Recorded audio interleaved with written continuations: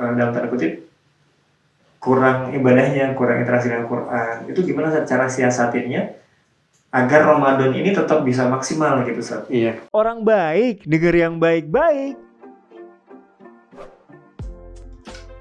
Oke, selamat datang di channel Cap Baik. Di sini kita akan ngobrol banyak hal baik yang semoga bisa memberi inspirasi buat kita semuanya, teman-teman sahabat kebaikan dimanapun berada. Dan ini adalah video pertama kami di podcast Ruang Kebaikan spesial di tanggal 1 Ramadan 1442 Hijriah. Dan kali ini bintang tamu kita adalah seorang ustadz atau dai yang merupakan pimpinan pondok pesantren Al Buyan yang akan berbagi inspirasi kebaikan untuk kita semuanya. Kita langsung sapa aja ya. Assalamualaikum warahmatullahi wabarakatuh. Waalaikumsalam warahmatullahi wabarakatuh. Ustadz Zaini, Masya Allah Ustadz. Jazakallah khair Ustadz udah mau hadir di podcast kita, podcast Ruang Kebaikan. Ini kebetulan di spesial video pertama nih Ustadz. Alhamdulillah. Alhamdulillah. Berkah insyaallah. Berkah insyaallah. Gimana sehat Ustadz ya? Alhamdulillah. Ini Sehat. di samping banyak sekali aktivitas Ustadz selama ini, Masya Allah, suatu kehormatan bagi kita. Jangan capai kisah karir Ustadz Zaini. Ustadz, ini kita mau ngomongin tentang persiapan Ramadan nih Ustadz. Kan Ramadan bagi teman-teman semuanya ini baru memasuki tanggal 1 Ramadan nih kan. Kayaknya bagi beberapa orang mungkin banyak orang yang belum siap dengan Ramadan. Beberapa kayak kalau kita lihat setiap tahun pasti ada aja tuh kalau di jalan-jalan, di pasar-pasar orang-orang yang mereka melipir, mojok, minum dan sebagainya gitu Ustaz. Nah sebenarnya gimana sih? Ada nggak sih tips-tips dari Ustadz Zaini untuk kita semuanya nih para penonton setia? Persiapan apa yang perlu kita lakukan untuk bisa agar kita maksimal saat di bulan Ramadan ini Ustaz? Bismillahirrahmanirrahim. Alhamdulillahirabbil alamin. Alhamdulillahi wa kafa wassalatu wassalamu ala nabil mustafa wa ala alihi wa sahbihi ahli sidqi wal wafa. Baik. Alhamdulillah, puji syukur kepada Allah dapat bersilaturahim di tempat yang mulia ini insyaallah. Jadi kita patut bersyukur ya. Jadi Allah memberikan kepada kita sarana penempaan diri ya. Jadi ada penempaan diri yang sifatnya harian ya dengan sholat, ada mingguan dengan puasa, Senin Kemis, ada bulanan, bahkan minggu juga ada sholat Jumat, ada bulanan yang bersifat seperti sholat puasa Ayyamul Bid ya. Tapi juga ada tahunan, yaitu bulan Ramadan ini. Maka sepatutnya kita bersyukur ya. Sebenarnya manfaat dari puasa itu sendiri sebenarnya pada dasarnya kembali kepada diri kita. Ya. Sehingga kalau manusia itu selama 11 bulan mungkin lalai ya dengan apa yang dia lakukan selama ini. Dengan adanya Ramadan itu dikembalikan lagi ya. Dibikin ibarat lomba maraton itu dibikin start lagi. Kita kayak lagi dicas lagi Ustaz. Dicas lagi gitu, seperti itu. Sehingga terus kita diberikan oleh Allah sarana untuk memperbaiki diri. Nah, kalau ditanya apa persiapannya, salah seorang ulama bernama Syekh Syinqiti, beliau pernah ditanya oleh jamaahnya, "Kaifa ya Syekh nujahiz li Ramadan?" Apa yang perlu dipersiapkan untuk bulan Ramadan? Apa jawaban Syekh waktu itu? Beliau mengatakan bahwa khairu ma yastaqbilul 'abdu fi Ramadan kasratul istighfar. Jadi ternyata sebelum yang lain-lain, persiapan Ramadan itu dari diri kita adalah mempersiapkan ruhiyah kita dulu. Itu dengan apa? Dengan istighfar, memperbanyak istighfar. Kasratul istighfar kata beliau. Kenapa? Karena az-dzunub tuhrimul 'abdu minat taufik kata beliau.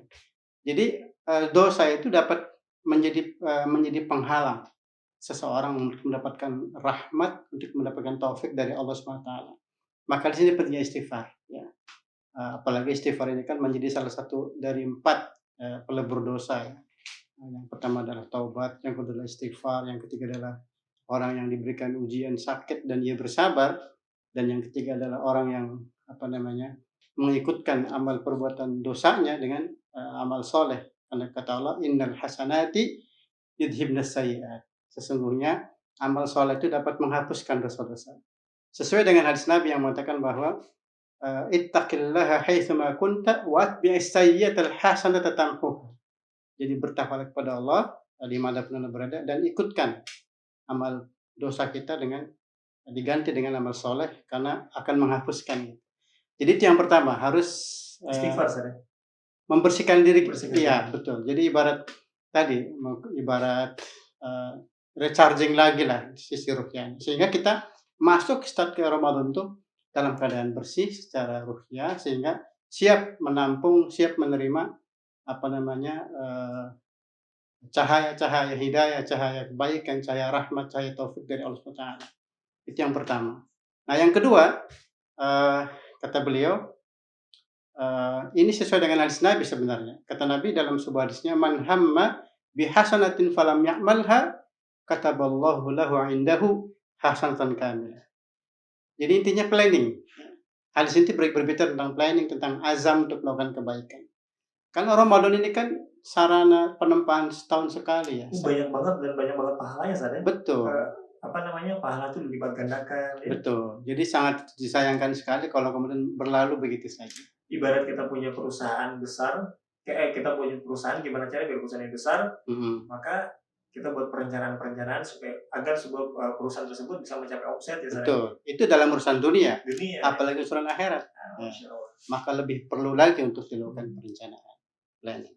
Jadi betul, kalau di sekolah saja ada namanya lesson plan ya, ada raker dalam dunia kerja ya. Maka saya kira dalam menyiapkan Ramadan ini kita juga perlu berkumpul dengan keluarga. Nah ini kadang-kadang terlewat di sana sama kita. Kita Ramadan, oh yaudah kita taunya puasa, tilawah, terus kita nggak buat perencanaan. Padahal kalau kita gali lagi, dikatakan bahwa Ramadan ini pahalanya dilipat gandakan. Betul. Banyak banget. Jadi rugi kalau kita seandainya, kalau yang tadinya mungkin tilawah cuma 1 halaman misalnya gitu. Iya. Akan merasa rugi kalau memang kita tahu ternyata fadilah Ramadan itu sangat besar saja. Iya betul. Jadi apa namanya di sini kan ada Lailatul Qadar dan lain sebagainya lah, di mana Rasul sendiri kan sebagai orang yang mulia ya, orang yang dermawan. Tapi beliau lebih dermawan lagi di bulan Ramadan gitu. Makin-makin gitu. Jadi saya kira sangat perlu memplanning tadi ya, karena tadi kata Nabi, katakanlah gini misalnya, kita merencanakan dengan keluarga, yuk kita sama-sama target khatam 3 kali misalnya, khatam tahajud setiap malam sekian rakaat misalnya. Itu ternyata kalau kemudian ternyata kita juga terhalang melakukan itu karena di luar kemampuan kita, maka kataballahu lahu 'indahu hasanatan kamilah. Allah akan tetap mencatat baginya kebaikan yang sempurna gitu. Di sini pentingnya memplanning, berazam. Itu baru niat, baru azam ya. Iya. Udah ada planning, rencana baik, meskipun tidak kesampaian karena satu faktor lain dan sebagainya, tapi tetap dicatat ya. Dicatat. Apalagi kalau dilakukan ya. Iya. Dan ingat, jadi tentang konsep istiqomah ya. Istiqomah itu bukan garis lurus. Jadi kalau kata Nabi, kalau hari ini lebih baik daripada hari kemarin, dia orang yang beruntung. Orang yang tapi kalau hari ini sama dengan hari kemarin, Ramadan yang lalu sama dengan sekarang, itu rugi. Apalagi lebih buruk, itu celaka. Maka dengan kita merencanakan itu upaya kita supaya memperbaiki dari Ramadan sebelumnya, supaya kita termasuk orang-orang yang beruntung. Mungkin seperti itu. Iya. Kalau kita lihat kan umur kita ya sekarang, kita sudah berapa kali nih di Ramadan ya? Sudah maksimal atau belum gitu ya? Kalau tadi kan dikatakan di awal harus perbanyak istighfar. Ibarat kita kalau mau masuk ke ruang kelas tuh kita harus mandi dulu, berpakaian rapi dulu supaya nanti jangan sampai di kelas ntar kita gara-gara bau badan itu jadi keganggu gatal dan sebagainya. Ini jadi cara untuk membersihkan diri. Ini penting juga sih saya, karena saya pernah dengar juga katanya kalau ibadah itu nikmat kalau orang tersebut tuh betul-betul dekat gitu ya dengan Allah ya. Betul-betul menjadikan diri. Betul nggak Sadi gitu Sadi? Iya, jadi gini, dalam konsep sholat saja. Sholat itu kan pada dasarnya kan ada 3 dimensi. Ada dimensi syukur.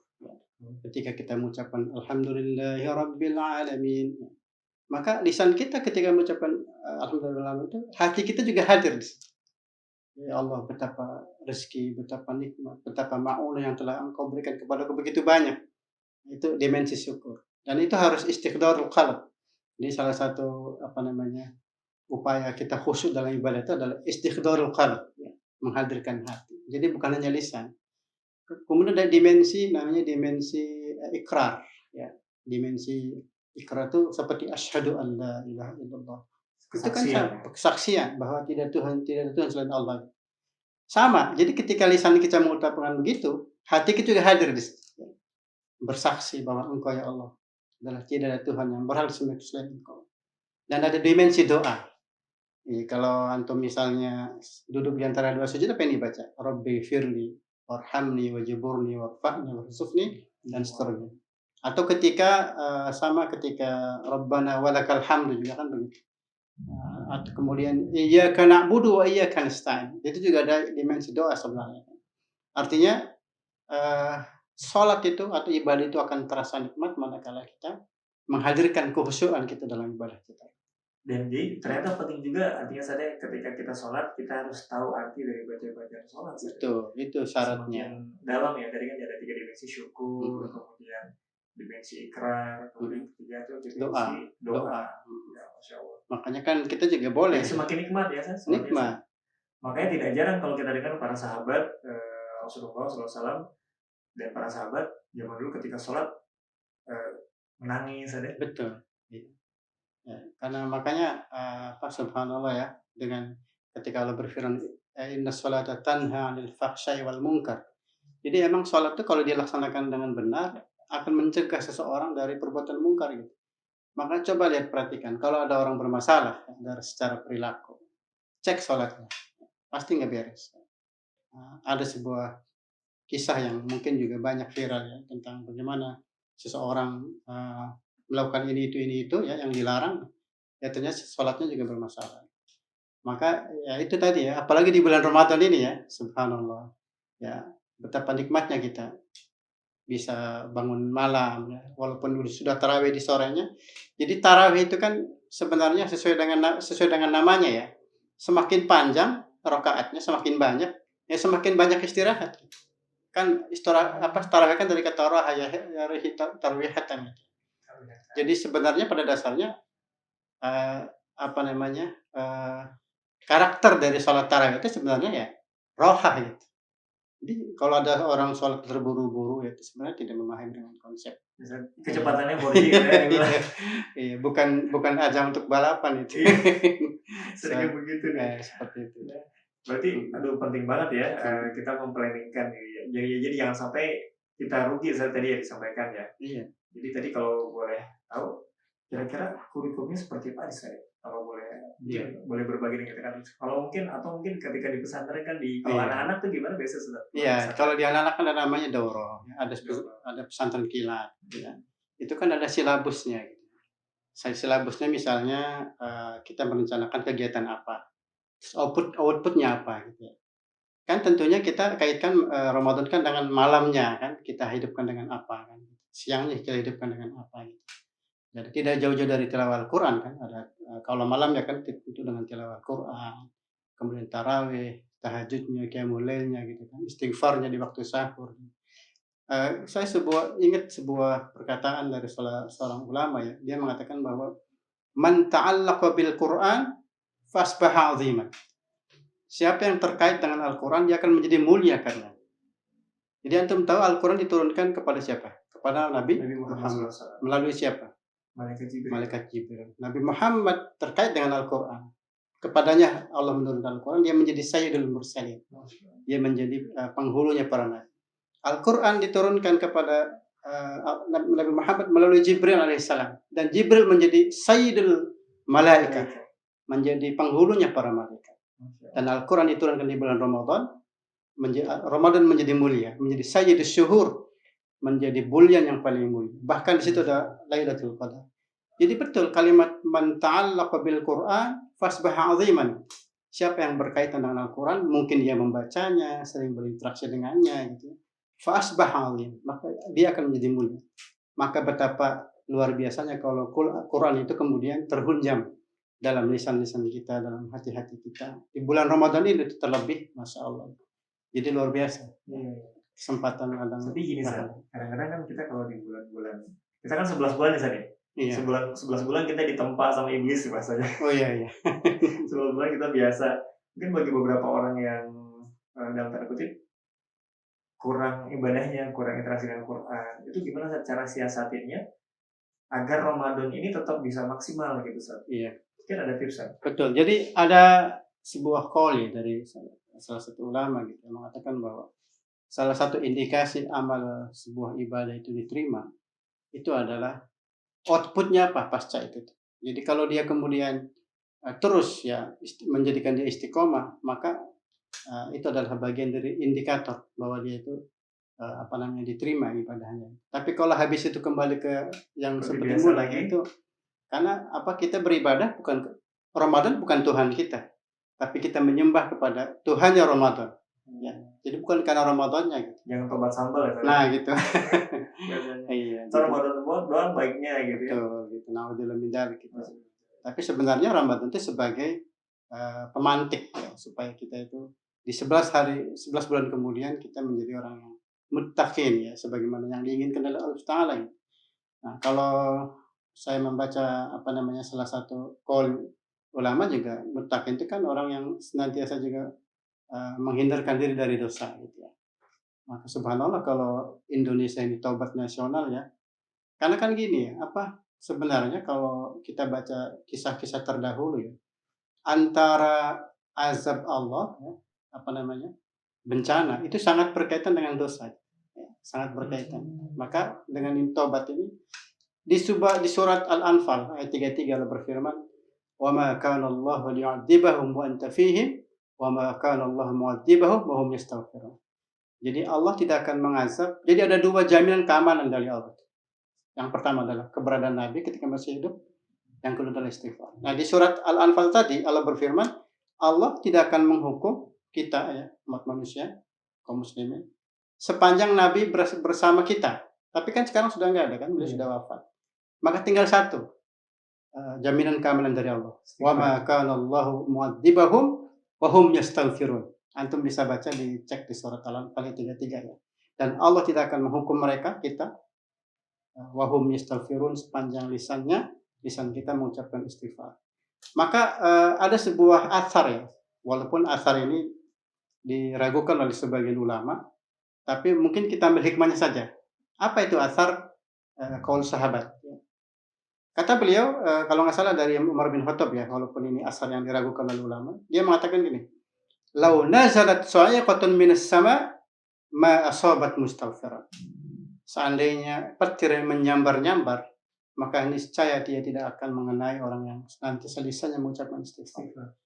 Pernah nggak lihat orang mati disambar petir gitu, sampai gosong? Pernah ada kan? Berarti kan real kan, nyata gitu. Tapi insya Allah kalau orang itu lisannya selalu istighfar, gitu, insya Allah tidak akan, petir aja tidak mau nyambar gitu. Jadi sebenarnya asar ini sesuai dengan ayat yang tadi saya bacakan di surat Al-Anfal ayat 33. Wa ma kana Allahu liyu'adzibahum wa anta fihim. Wa ma kana Allahu liyu'adzibahum wa anta fihim wa ma kana Allahu mu'adzibahum wa hum yastaghfirun. Nah, jadi emang sebenarnya istighfar itu amalan kita gitu, sehari-hari. Kalau Nabi saja sehari bisa 70 kali, bahkan riwayatnya mengatakan 100 kali gitu. Maka apatah lagi kita gitu. Harusnya lebih lagi gitu. Iya. Betul. Sudah dijamin Allah saja. Iya, sebagai orang yang maksum kan. Apalagi kita. Tapi ingat, kita juga kata Nabi, kullu bani Adam khata'un wa khairul khata'in at-tawwabun. Setiap kita manusia itu berpotensi melakukan kesalahan dan dosa gitu. Tapi sebaik-baik orang yang berdosa adalah at-tawwabun, yang terus memperbaharui taubatnya dengan istighfar dan mohon ampun. Jadi nggak ada istilah ya buat teman-teman bisa ngerasa, saya mau udah banyak dosa, udahlah saya mau udah kepalang gitu kan. Nggak ada gitu saja. Itu perkataan yang dipengaruhi oleh setan.